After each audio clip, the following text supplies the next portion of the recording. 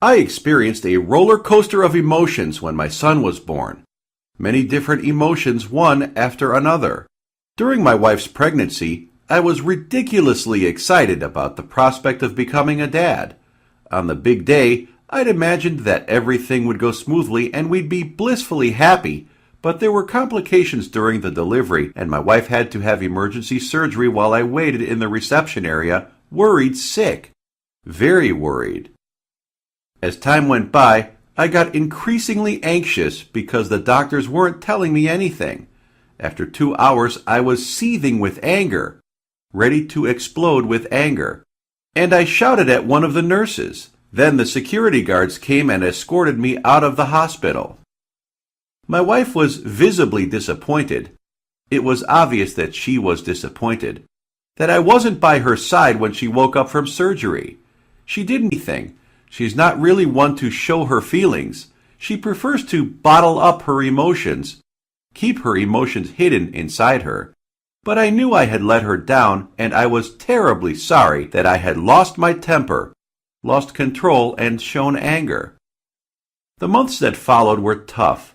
My wife became deeply depressed, and I too was an emotional wreck, a person who is very sad, confused, and upset, as I tried to juggle the demands of work and family life. But now things are starting to turn around. I've been pleasantly surprised at all the help we've gotten from our friends and neighbors.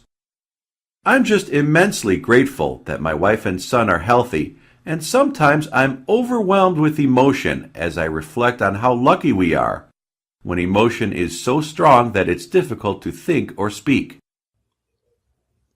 Now listen and repeat to practice your pronunciation of the collocations in this lesson. A roller coaster of emotions. Ridiculously excited. Blissfully happy. Worried sick.